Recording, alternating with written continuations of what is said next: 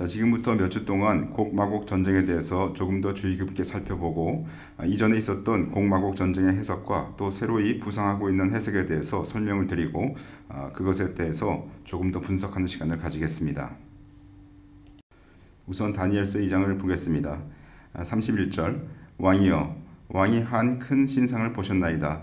그 신상이 왕의 앞에 섰는데 크고 광채가 특심하며 그 모양이 심히 두려우니 이 신상의 근간이 인간적이라는 사실은 이 신상이 상징하는 세상 열강들 역시 인간이 일구어낸 이기적인 역사의 산물로 인간의 손이 닿지 않은 뜨인 돌이 상징하는 메시아 왕국과 극적인 대조를 보여줍니다. 다시 말해서 이제 다니엘서 2장의 신상에서 여기 금머리, 그 다음에 은으로 만든 가슴, 그 다음에 이제 여러 가지 모습들이 나오지 않습니까? 그런데 이런 것들이 마지막에 손이 닿지 않은 뜨인 돌이 이 모든 신상을 쳐서 파하는 그런 장면을 보여주죠. 그래서 인간이 만든 모든 것들과 하나님의 메시아의 그 왕국이 극적인 대조를 보여준다, 이런 말씀이시죠. 한편 그 신상이 두렵다는 것은 단순히 외양이 두렵게 생겼다는 것이라기보다는 하나님의 백성들을 대적하여 공포심을 유발케 하는 세상 나라들이 상징이라는 의미이다. 다시 말해서 이 신상이 크고 두렵다고 했는데요. 이 크고 두려운 그 이유인즉슨 이 세상의 나라들이 그리스도인들을 핍박할 것을 우리가 보기 때문에 그것이 크고 두렵다고 얘기를 한 것이라는 의미입니다. 그 우상의 머리는 정금이요 가슴과 팔들은 은이요 배와 넓적다리는 노시요 그 종아리는 철이요 그 발은 얼마는 철이요 얼마는 진흙이었나이다. 또 왕이 보신즉 사람이 손으로 하지 아니하고 뜨인 돌이 신상이 철과 진흙에 발을 쳐서 부서뜨리매 뜨인 돌의 신적 기원과 이를 통한 하나님의 사역 속에서 이 세속 세계의 완전한 멸망이 상징적으로 묘사된다. 사람이 손으로 하지 아니하고 이 말은 곧 사람의 도움 없이란 뜻으로 하나님의 초월적인 능력에 의해서 되어진 사실을 가리킨다. 그래서 마지막에 하나님께서 직접 개입하셔서 이 세상 나라들을 없애고 하나님의 나라를 왕국을 건설하신다, 이런 뜻이라는 것이죠. 자, 그래서 여기 신상이 나와 있습니다. 머리는 금으로 되어 있고요. 바벨론 제국을 얘기한다고 되어 있습니다. 그리고 가슴은 은으로 되어 있고요. 이것은 메대와 바사를 얘기한다고 되어 있고요. 그리고 넓적다리는 노수로 되어 있고요. 그리고 그것은 헬라를 얘기한다고 되어 있습니다. 그리고 이제 다리가 있는데 다리는 이제 두 개가 있지 않습니까? 그 다리는 로마 제국을 얘기한다, 이렇게 되는데 이 로마 제국이 사실은 나중에 그 발가락이 10개의 발가락이 있다고 얘기를 했고요. 그 다음에 이 10개의 발가락이 있으니 후에 이제 손으로 뜨지 아니한 돌이 날아와서 이 신상을 쳐부순다고 이렇게 되어 있습니다. 그래서 그것은 그리스도의 나라라고 우리가 설명을 했고요. 그래서 이 신상을 보면 그 바벨론 제국부터 로마 제국까지, 또 로마 제국이 마지막 시대에 다시 부활을 하는 그런 모습을 이제 보이고 있는 거죠. 적그리스도가 거기서 일어나고 그리고 그 나라에 대해서 그리스도께서 오셔서 파하신다 하는 것을 우리에게 보여주는 그런 이상이라고 볼 수가 있겠습니다. 물론 여기서 마지막 제국, 그것은 신세계 질서를 얘기한다고 저희는 보고 있죠. 그래서 로마가 다시 부활해서 마지막 제국이 됐을 때 이 세상 모든 나라들을 짓밟고 하는 그런 신세계 질서를 이룰 거다, 이렇게 우리는 보고 있습니다. 자, 그래서 다니엘서 2장을 보시면 큰 신상의 네 나라가 나온다, 이렇게 볼 수가 있고요. 1절 느부갓네살이 위에 있은 지 2년에 꿈을 꾸고 그로 인하여 마음이 범민하여 잠을 이루지 못한지라. 이렇게 해서 이제 느부갓네살 왕이 박수들을 부르지 않습니까? 근데 이제 다니엘이 뽑혀서 그가 이제 이 꿈을 보이고 해석을 하죠.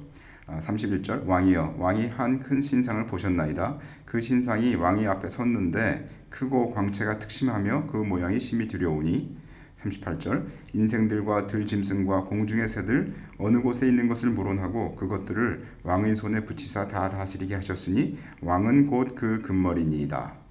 그래서 여기 보면 그 느부갓네살 왕이 금머리이기 때문에 이 신상에서 보여진 것은 바빌론으로부터 시작한 제국들이 분명하다 하는 것을 알 수가 있죠.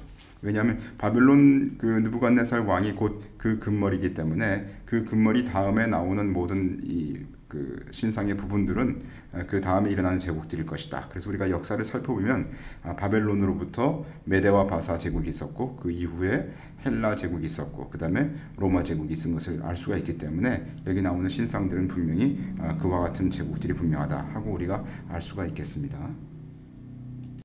다니엘서 2장 39절 왕의 후에 왕만 못한 다른 나라가 일어날 것이요 셋째로 또 녹 같은 나라가 일어나서 온 세계를 다스릴 것이며 넷째 나라는 강하기가 철 같으니 철은 모든 물건을 부서뜨리고 이기는 것이라 철이 모든 것을 부수는 것 같이 그 나라가 문나라를 부서뜨리고 빻을 것이며 44절에 보시면 이 열왕의 때에 하늘의 하나님이 한 나라를 세우시리니 이것은 영원히 망하지도 아니할 것이요 그 국권이 다른 백성에게로 돌아가지도 아니할 것이요 도리어 이 모든 나라를 쳐서 멸하고 영원히 설 것이라. 그래서 그리스도의 나라가 이 세상 제국들을 전부 파할 것을 이렇게 말씀하시고 있는 것이죠.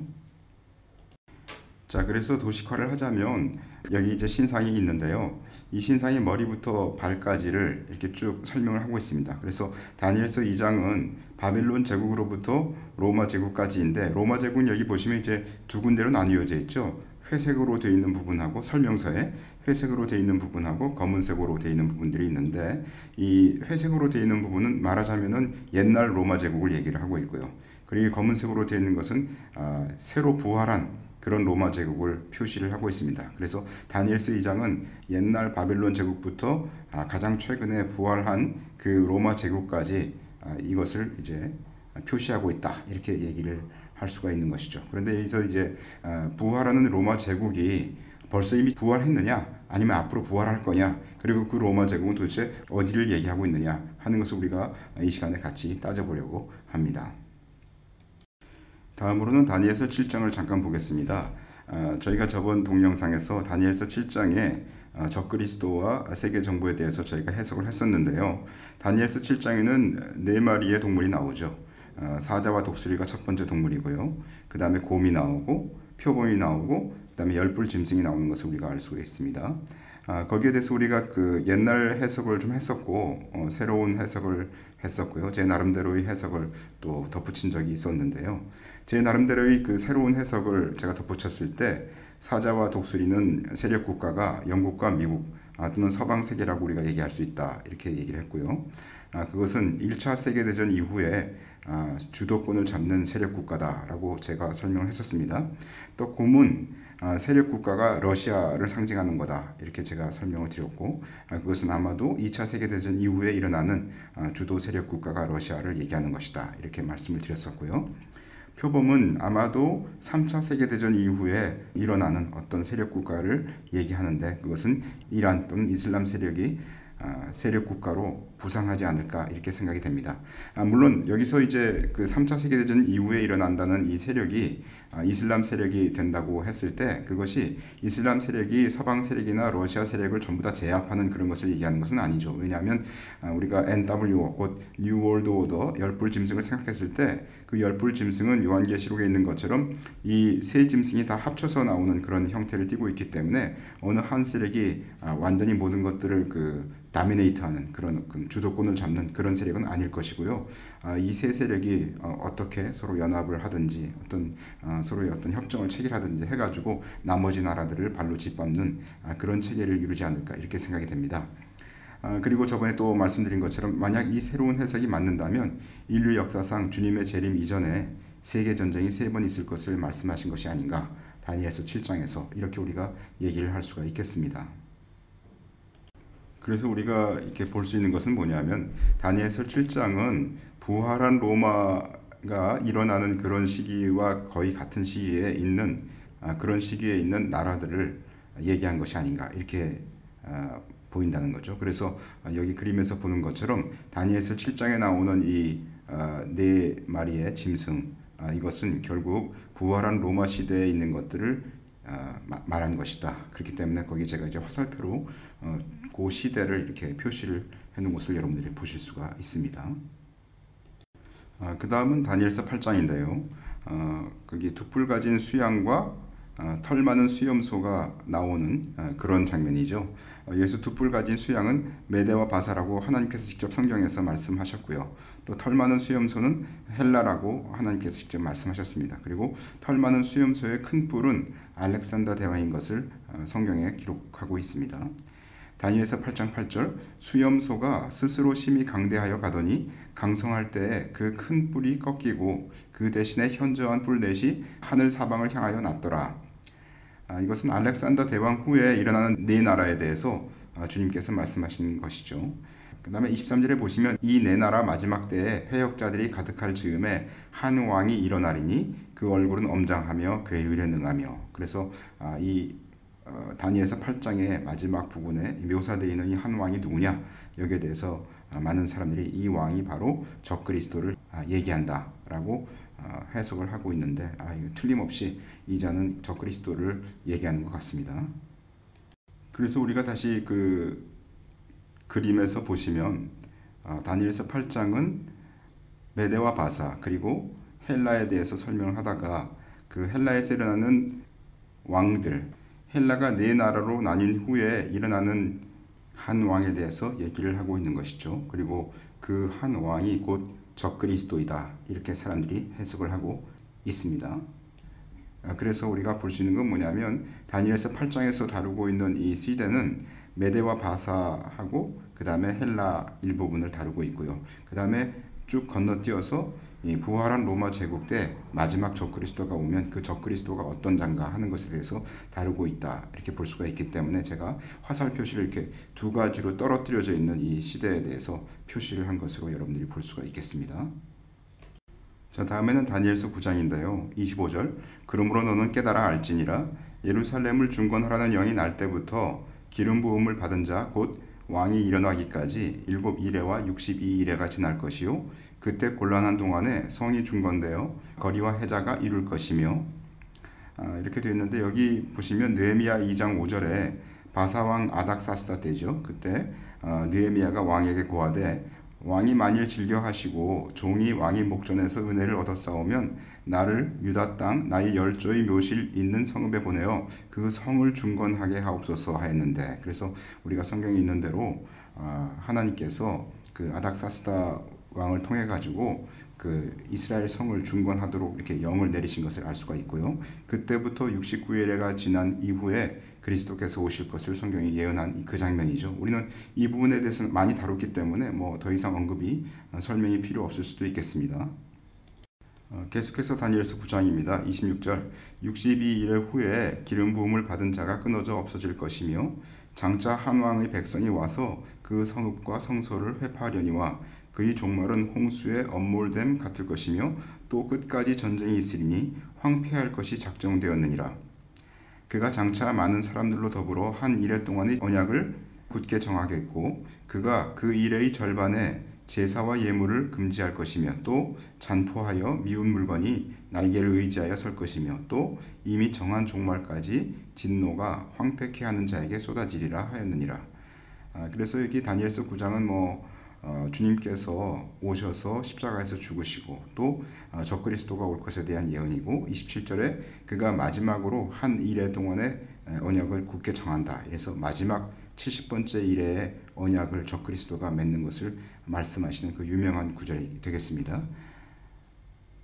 그래서 다니엘서 9장이 나타내는 이 시기를 보시면은 먼저 예루살렘 성을 중건하게 하옵소서 하는 그 영이 나는 때가 BC 약 대략 445년 그때쯤이라고 생각이 되니까 바사왕 아닥사스다 때부터 시작해서 쭉 예언이 나오는데, 그런데 실제로 어떤 그 역사적 사건을 설명한 것이 아니라 시점을 얘기한 거 아닙니까? 예수님께서 언제 오시는가. 그래서 그 시점을 얘기하시고 그 다음에 예수님께서 죽으신 이후에 이제 마지막 어떤 날에 적그리스도가 올 것을 얘기를 하고 있습니다. 그래서 그 적그리스도가 70번째 일에 그 언약을 7년 언약을 맺게 될 것이고 그리고 이제 종말이 온다 하는 그 말씀을 설명하시고 있는 거기 때문에 전체적으로 이것은 제가 점선으로 그냥 그렸습니다. 그래서 어디서부터 어디까지 기간을 얘기한다기보다는 그리스도께서 오실 예언과 적그리스도가 마지막 언약을 맺을 그 언약을 설명하는 것이기 때문에 점선으로 제가 표시를 하는 것이 낫겠다, 이렇게 생각을 했습니다. 자, 다음으로 다니엘서 11장을 잠깐 보시면은요. 다니엘서 11장 3절 장차 한 능력 있는 왕, 여기 능력 있는 왕은 알렉산더 대왕을 얘기합니다. 그 왕이 일어나서 큰 권세로 다스리며 임의로 행하리라. 그러나 그가 강성할 때에 그 나라가 갈라져 천하 사방에 나누일 것이나 그 자손에게로 돌아가지도 아니할 것이요 또 자기가 주장하던 권세대로도 되지 아니하리니 이는 그 나라가 뽑혀서 이외의 사람들에게 돌아갈 것임이니라. 이렇게 되어 있습니다. 이렇게 되어 있는 것처럼 갑자기 그 알렉산더 대왕이 정복을 아주 그냥 짧은 시기에 대부분의 세계를 사실은 정복하지 않았습니까? 그러다가 갑자기 이제 병에 걸려서 죽게 되죠. 그리고 그의 자손에게 그 나라가 돌아간 것도 아니고 그의 부하 4명에게 그 나라가 갈라져서 나뉘는 것을 우리가 역사적으로 알고 있죠. 계속해서 11장입니다. 35절 또 그들 중 지혜로운 자 몇 사람이 쇠폐하여 무리로 연단되며 정결케 되며 희게 되어 마지막 때까지 이르게 하리니 이는 작정된 기한이 있음이니라. 이 왕이 자기 뜻대로 행하며 스스로 높여 모든 신보다 크다 하며 비상한 말로 신들의 신을 대적하며 형통하기를 분노하심이 쉴 때까지 하리니 이는 그 작정된 일이 반드시 이룰 것임이니라. 여기도 보면 그 35절에 마지막 때라고 이렇게 나와 있지 않습니까? 그리고 36절에 이 왕이란 어떤 왕이 나오게 됩니다. 그리고 이 왕이 누구냐 하는 것에 대해서는 많은 분들이 이 왕은 분명히 적그리스도다 이렇게 해석을 하고 있습니다. 그래서 다시 그림을 보시면 그 다니엘서 11장은 그림에서 보시는 것처럼 바사 제국부터 출발해서 헬라 제국의 왕들의 싸움을 쭉 얘기를 합니다. 특별히 헬라 제국에 대해서 얘기를 할 때 남방 쪽의 왕과 북방 쪽의 왕의 싸움을 얘기를 하고 있죠. 그러다가 다니엘서 11장 마지막 부분에서는 이 북방 왕과 남방 왕의 싸움을 다시 재개를 합니다. 그리고 북방 왕에 대해서 설명하는데 바로 이 북방 왕이 적그리스도다라고 사람들이 해석을 하고 있다는 것이죠. 그래서 이 11장에 대한 도표는 제가 두 부분으로 역시 나뉘어서 얘기를 했습니다. 그래서 첫 번째 부분은 바사 제국의 부분에서부터 헬라 제국의 몇몇 왕까지의 싸움을 얘기를 했고요. 그리고 맨 마지막에 적그리스도가 와서 그를 묘사를 하고 있기 때문에 그 부분에 대해서는 짤막하게 밑부분에 표시를 했습니다. 자, 이제 그 로마 제국에 대해서 잠깐 생각을 해보겠습니다. 다니엘서 2장에 나오는 신상의 마지막 4번째 제국이 로마 제국이었습니다. 그리고 그 로마 제국을 주님께서 오셔서 멸망시키시는 것으로 이렇게 해석을 했는데요. 따라서 많은 이들은 이 로마 제국이 부활할 것으로 봅니다. 실제로 로마 제국은 부활할 것으로 보는 것이 마땅합니다. 또한 어떤 이는 그 로마의 중심에 카톨릭이 있다고 해석하여서 카톨릭으로부터 적그리스도가 나온다는 해석도 합니다. 그런데 이제 그 로마 제국이 부활한다고 했을 때 많은 사람들은 어떻게 그걸 생각하고 있느냐 하면은 그 실제로 그 로마를 중심으로 한 이탈리아의 그 로마를 중심으로 한 어떤 유럽 연합체가 생길 것이다 이렇게 해석을 했죠. 그러나 그와 같은 해석은 서양 학자들의 시각에서 본 것일 수가 있습니다. 서양 학자들은 자신들이 서양에 살고 있기 때문에 로마 제국을 생각할 때 서방에 곧 이탈리아에 있던 그 로마를 중심으로 생각했을 것이다 이렇게 추정할 수가 있다는 것이죠. 그런데 로마 제국의 역사를 살펴보면은요, 실상 로마 제국은 서로마 제국보다는 동로마 제국, 우리가 보통 얘기하는 비잔틴 제국이라고 부르지 않습니까? 그 비잔틴 제국이 더욱 오래 유지된 것을 알 수가 있습니다. 서로마 제국은 BC 27년부터 시작해서 AD 476년까지 존재했었고요. 동로마 제국은 AD 330년부터 AD 1453년까지 다시 말해서 동로마 제국은 서로마 제국이 멸망한 때보다 거의 1000년 이상 이렇게 유지됐던 것을 알 수가 있습니다. 동로마 제국과 서로마 제국은 AD 395년에 동서로 갈려진 것을 우리가 역사 속에서 알고 있고요. 또 그 로마 제국의 수도는 AD 330년까지는 로마가 수도였지만 이후에는 콘스탄티노플이 수도가 되었던 것을 알 수가 있습니다. 다시 말해서 그 서로마 제국보다는 동로마 제국이 더 오랜 동안 유지되었을 뿐만 아니라 그 로마 제국의 수도가 콘스탄티노플이라고 하는 곳이 로마보다 훨씬 긴 시간 수도로 지정되어 있었다 하는 것을 우리가 알 수가 있다는 것이죠. 자, 여기 지도가 그 로마 제국의 모습인데요. AD 117년 때입니다. 그러니까 이것은 그 동서로 나뉘어지기 이전이고 로마 제국이 동서로 나뉘어질 때가 330년 부근이니까 그때가 미치기 전에 그 로마 제국이 하나로 잘 연합되어 있을 때의 모습인 것 같습니다. 굉장히 많은 영역을 차지한 것을 볼 수가 있죠. 여기 완전히 스페인까지 포르투갈까지 다 서쪽으로 점령을 했고요. 아프리카 북부도 다 이렇게 들어가는 것을 볼 수가 있습니다. 그리고 터키 지역뿐만 아니라 거기 시리아, 그 다음에 이라크 이런 지역들도 다 차지한 것을 여러분들이 보실 수가 있습니다. 네, 여기는 이제 서로마와 동로마 제국의 모습인데요. AD 476년대 바로 이제 서로마가 그 망할 시점에 그때 영역인 것 같습니다. 서로마는 뭐 거의 줄어들었죠. 영역들이 줄어들었고요. 로마가 저기 이탈리아의 그 빨간 부분이 서로마인데 거기에 로마가 이렇게 있는 것을 여러분들이 보실 수가 있습니다. 그리고 이제 보라색으로 되어 있는 것이 동로마 제국인 것 같은데요. 거기에 이제 위에 보시면 터키 지역에 콘스탄티노플하고 나와 있죠. 저게 이제 오늘날 터키 지역의 이스탄불에 해당하는 것 같습니다. 그리고 그다음에 안디옥이 나오고요. 알렉산드리아가 있는 것을 여러분들이 보실 수가 있습니다. 하여튼 여기 보시면 이제 그 서로마 제국은 망해가고 동로마 제국은 이제 그대로 유지되고 있는 그런 상태를 여러분들이 보실 수가 있겠습니다. 자, 이것은 그 동로마 제국이 혼자 있을 때 그때 555년대의 상황입니다. 동로마 제국이 차지했던 영역을 잠깐 보시면요, 아직도 여전히 그 스페인 남부 쪽을 차지하고 있는 것이죠. 그리고 북부 아프리카도 차지하고 있고요. 여기 로마도 차지하고 있는 것을 볼 수가 있습니다. 로마, 그리스, 그리고 터키 지역, 그리고 약간의 시리아 지역도 이렇게 차지하고 있는 것을 볼 수가 있고, 예루살렘은 들어가 있는 것을 여러분들이 보실 수가 있겠습니다. 이것은 동로마 제국 AD 650년 상황입니다. 많이 줄어들었죠. 그 서쪽에 있던 그런 부분들은 거의 잠식을 당했고요. 동로마 제국이라고 이름 붙여질 만큼 동쪽만 이제 조금 살아남아 있는 그런 경우가 되겠습니다. 거기 여기 보시면 이제 붉은색이 그 동로마 제국인데요. 거기 보시면 비잔틴 엠파이어 이렇게 돼 있죠. 그게 동로마 제국이고 주로 터키 지역이 살아남아 있는 것을 여러분들이 보실 수가 있겠습니다. 그리고 그 밑에 터키 밑에 보시면 이제 초록색으로 되는 것이 아랍 칼리페이트 이렇게 돼 있죠. 아랍 칼리프 제국 이렇게 돼 있습니다. 그리고 이제 그때 예루살렘이 그 아랍 칼리페이트 밑에 되어 있는 것을 볼 수가 있습니다. 동로마 제국의 수도는 콘스탄티노플이었습니다. 로마 제국의 수도는 AD 330년까지는 로마였으나 그 후 콘스탄티노플로 옮겨졌고요. 콘스탄티노플은 로마 제국, 라틴 제국, 오토만 제국의 수도가 되었습니다. 그리고 콘스탄티노플은 현재는 터키의 이스탄불에 해당합니다. 따라서 우리가 생각해 볼 때 로마 제국이 부활한다 이렇게 했을 때 그것이 유럽연합과 같이 서로마 제국의 부활일 수도 있고요.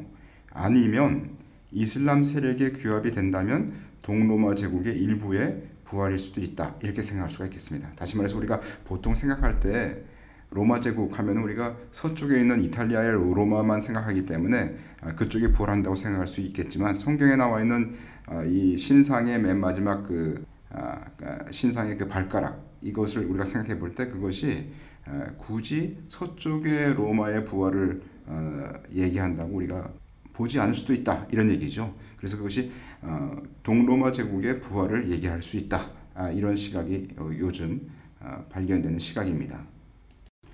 자, 그러한 시각이 이제 일어나는 배경에 곡에 대한 또 하나의 해석이 있습니다. 곡은 보통 우리가 그 마곡 지방의 우두머리로 알려져 있습니다. 마곡 지역이 어디인가에 대해서 해석이 크게 두 가지가 있는 것을 우리가 알 수가 있습니다. 우선 첫 번째 해석은 그 우리가 곡마곡 전쟁 동영상 이전의 동영상에서 말씀드린 것처럼 마곡은 러시아 또는 우크라이나 지역을 말한다고 보는 시각이 있습니다.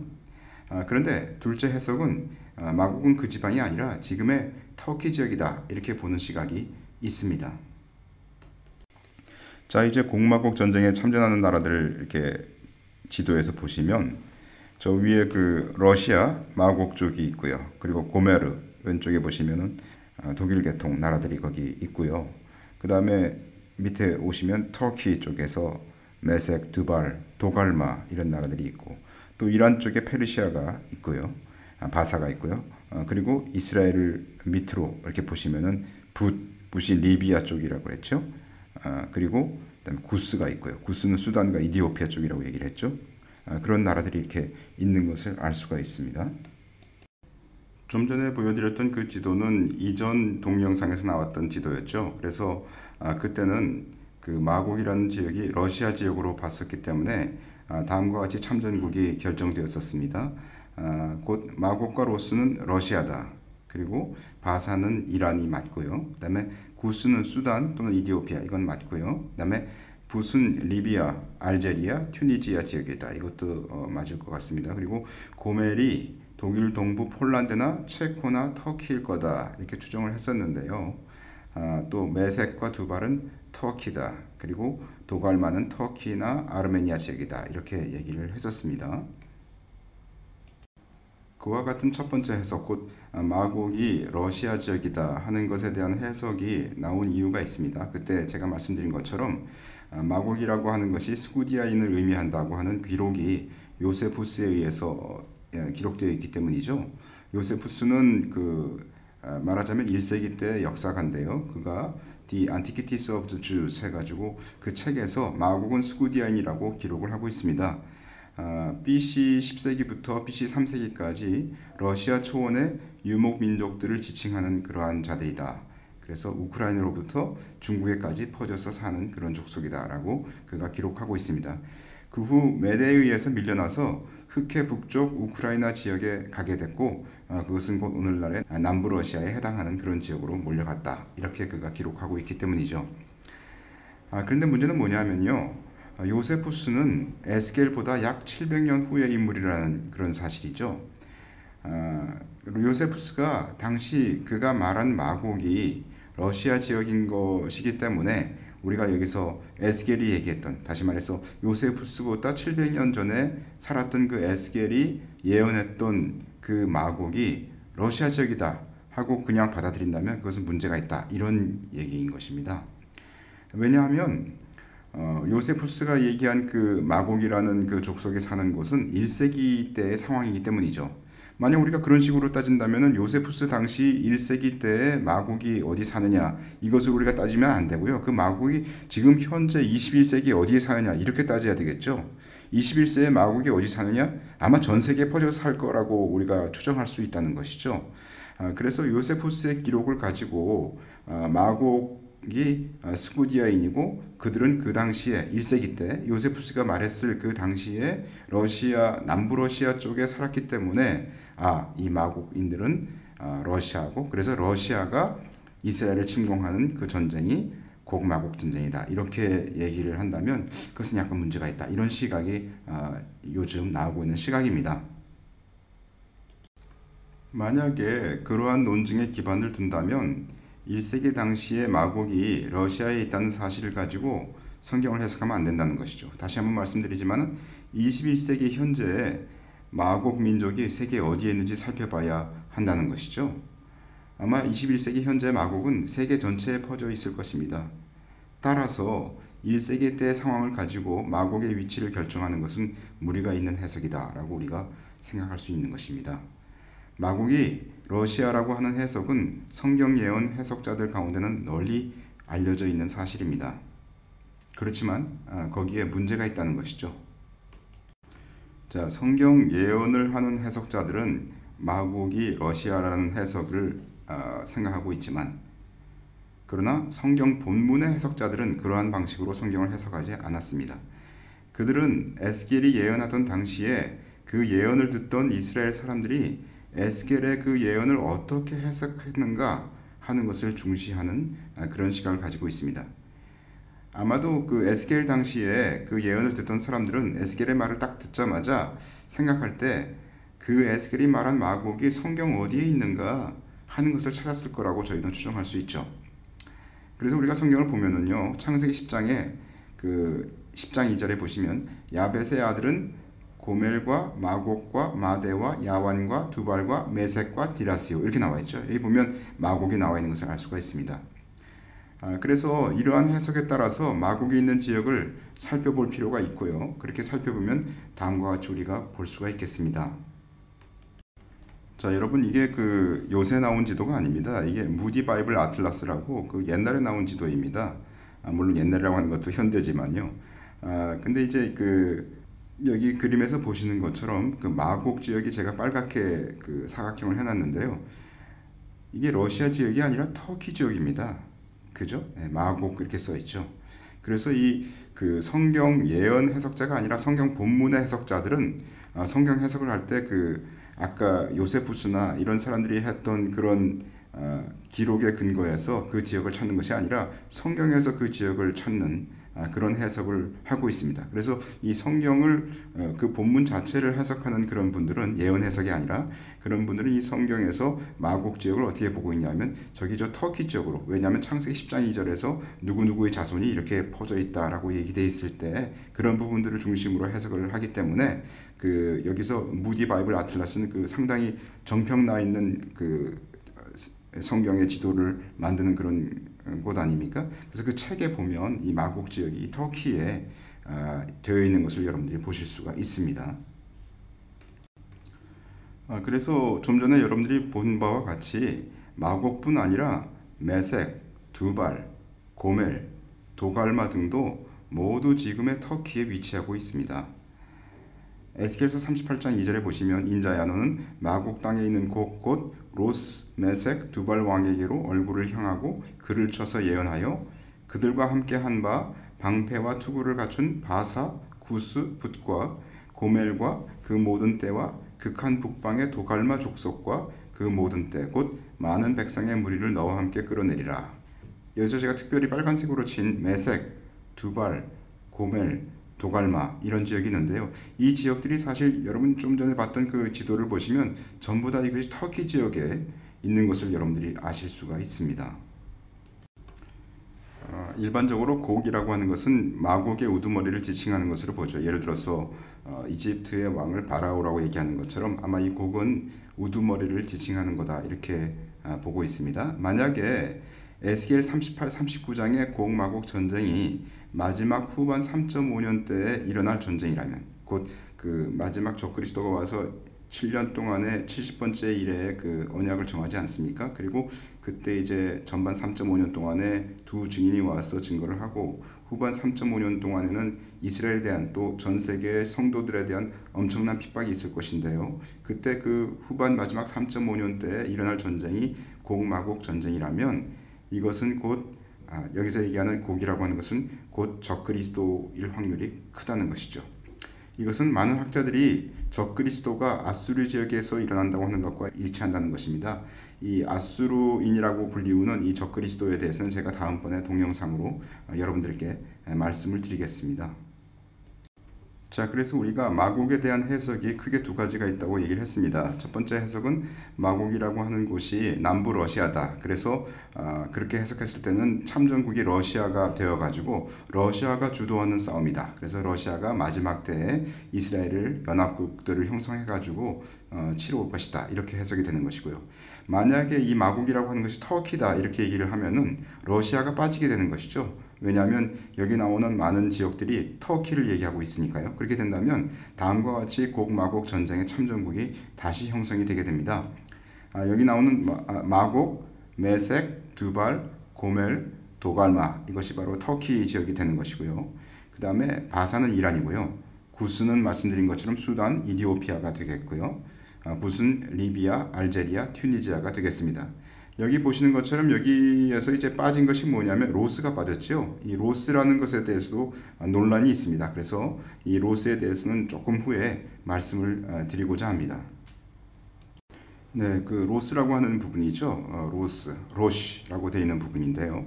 에스겔서 38장 2절 인자야 너는 마곡 땅에 있는 곧 로스와 메색과 두발 왕에게로 얼굴을 향하고 글을 쳐서 예언하여. 그래서 우리 그 개역 한글판인가 여기 한글판에는 하여튼 여기 이렇게 로스와 메색과 두발 왕 곡 이렇게 되어 있습니다. 그런데 이걸 킹 제임스 버전으로 보면 그렇게 되어 있지 않습니다. Son of man, set thy face against Gog, the land of Magog, the chief prince of Meshech and Tubal, and prophesy against him. 이렇게 되어 있죠. 그래서 여기 보시면 이게 chief라고 되어 있습니다. 로스가 어떤 지역 이름 로스가 아니라 chief, 곧 곧 최고, 주된 이런 뜻의 chief인 것이죠. 그래서 그걸 한글 함정용어로 다시 읽어보시면은요. 사람의 아들아, 내 얼굴을 곡과 마곡 땅과 메색과 두발의 최고 통치자를 향해 고정하고 그를 대적하여 대언하며 이렇게 해석되어 있습니다. 그래서 문제는 뭐냐면 여기서 로스를 어떻게 번역할 것인가. 이 로스가 지역 이름 로스냐, 지역 이름 로스가 된다면 이게 러시아가 되는 것이고요. 만약에 이것이 지역 이름이 아니라 로시라는 그 단어가 최고를 의미하는 치프다 이런 뜻으로 해석을 한다면 로스, 곧 지역 이름으로 얘기했던 러시아가 아니라 그 러시아가 참전국에서 빠지게 된다는 것이죠. 그래서 이제 주석을 한번 보시면은요. 로스와 메색과 두발 왕국 여기에 대해서 로스는 학자들 간의 다양한 견해로 나타난다. 첫 번째, 10세기 비잔틴 시대 당시에는 이를 타우루스 북쪽에 거주하던 호이로스라는 야마 민족의 조상으로 유추했다. 또한 당시 아랍 학자들은 이를 볼가강 주변의 루스라는 스키티아 계통의 기마 민족으로 보았다. 이는 그 군대가 말과 기병으로 언급된 사실로 보아 타당성을 가진다. 이렇게 되어 있고요. 두 번째 해석은 혹자는 이를 러시아 민족으로 추측한다. 그래서 게세니우스 같은 분은 러시아로 이렇게 추측을 했습니다. 세 번째 해석은요.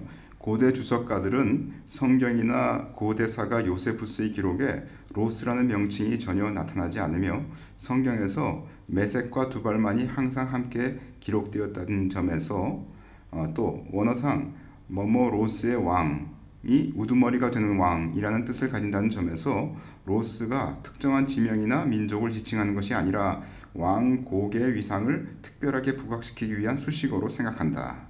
이게 아까 제가 말씀드렸던 킹 제임스에서 나왔던 그런 해석이라는 거죠. 그 최고라는 의미로 수식어로 생각해야 된다. 이런 얘기고요. 영역본, 킹 제임스 버전, NIV 또는 RSV 등도 3의 견해를 따라 본 구절을 메색과 두발의 대왕, The Chief Prince 이렇게 번역했다라고 주석에 되어 있습니다.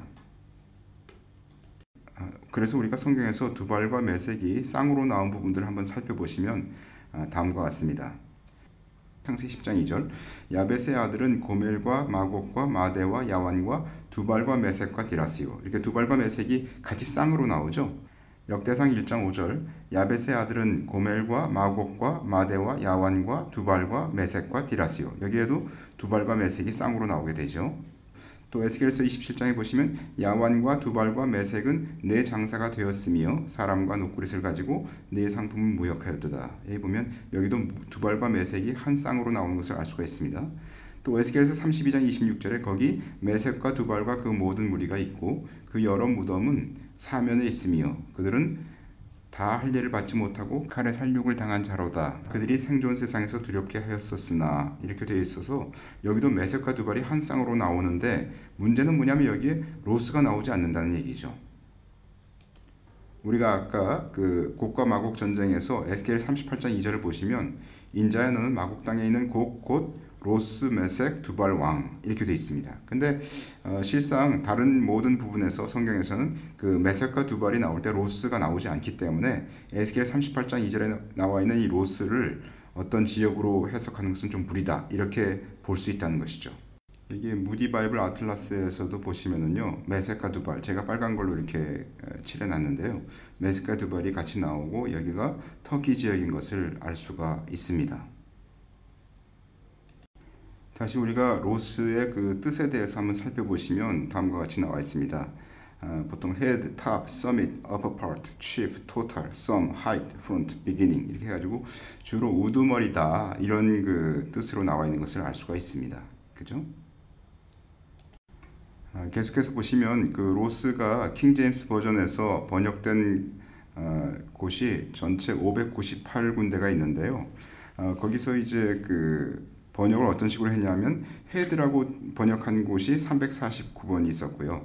치프라고 번역된 곳이 91번 있었고 탑이라고 번역된 곳이 73번, 비기닝이라고 번역된 곳이 14번 뭐 이런 식이라는 거죠. 그래서 다시 말해서 한 번도 로스라고 하는 것을 고유명사로서 지역 이름으로 나타낸 적이 없다 이런 얘기죠. 따라서 우리가 볼 때 로스는 러시아로 보기보다는 우두머리로 해석하는 것이 더 타당하다 하는 것을 알 수가 있습니다. 따라서 공마곡 전쟁은 러시아가 마지막 때에 이스라엘을 침공하는 것이라고 하는 그런 예언 해석을 하는 분들이 많은데 그것이 잘못되었을 수 있는 확률이 있다. 이런 것을 오늘 말씀드리고자 합니다. 이것이 왜 중요한가? 그리고 이렇게 우리가 로스에 대해서 해석이 두 가지가 있을 때 그 두 가지 해석에 따른 그 다른 성경 부분들의 해석이 어떻게 영향을 받는가 이런 것들을 다음에 말씀드리고자 합니다.